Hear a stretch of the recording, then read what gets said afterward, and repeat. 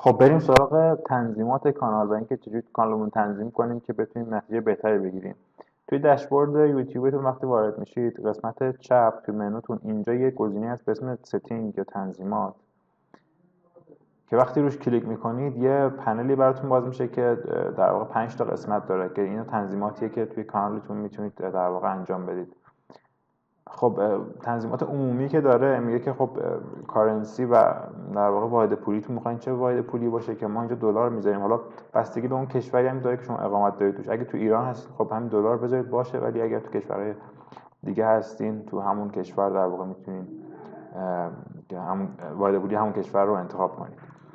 توی تنظیمات بعدی شما یه سری کیورد باید وارد کنید.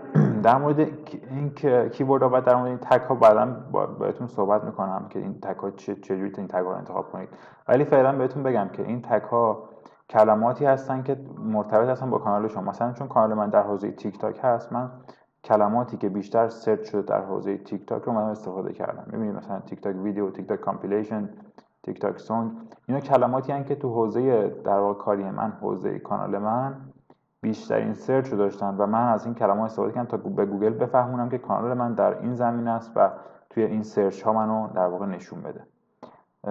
گزینه بعدی کشور شما هست که اینجا همون کشوری رو میتونید انتخاب کنید که در واقع VPN تون با اون وصله و اکانتتون در واقع اونجا شناخته شده و میتونید که اینجا در واقع اون رو انتخاب کنید.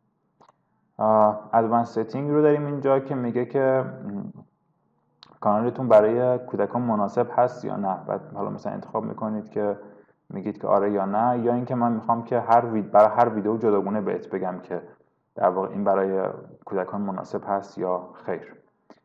و اینجا هم میگه که توی در واقع انتهای در واقع در طول ویدیوی من یک آیکونی بذار برای سابسکرایب که اینو بعداً بهتون میگم که این آیکون چه جور آیکونی باید باشه که شما بتونید سابسکرایبر بیشتری بگیرید برای کانال خودتون.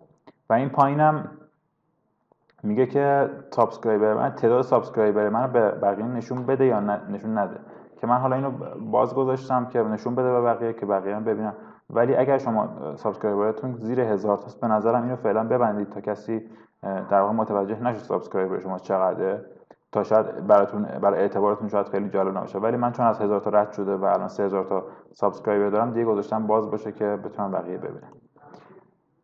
یه سری چیزا هست که من اینجا دیگه تنظیمش نکردم چون نیازی بهش نیست. میگه که برای هر ویدیو تایتل و دیسکریپشنی رو در واقع اینجا به صورت دیفالت شما به صورت پیش‌فرض شما اینو انتخاب میکنید و مینویسید که دیگه هر ویدئویی که مثلا میسازید این در واقع انتهای ویدیوتون در واقع بیاد. ولی من خب چون هر ویدیو متفاوت هست دیگه اینها رو ننوشتم. بعد بحث پرمیشن که این حالا مالکیت کانال رو میگه با عهده چه کسی هست که اینجا به شما نشون میده.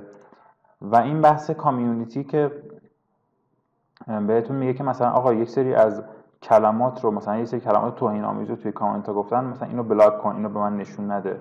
یا مثلا یک سری یوزرهایی که مثلا شاید شما نمیخواید یوزر کانال شما رو ببینن، اینا رو هیدن کن براشون تا اونا نتونن که کانال شما رو ببینن. و به این صورت شما در واقع تنظیماتی خواهید داشت که میتونه بهتون کمک کنه که حالا توی اینکه چجوری به گوگل بشناسونین در واقع خودتون رو. اینجا هم یه سری تنظیمات دیفالت هست که میگه که همه کامنت ها رو در واقع نشون بده به کاربران و به بقیه یا خیر.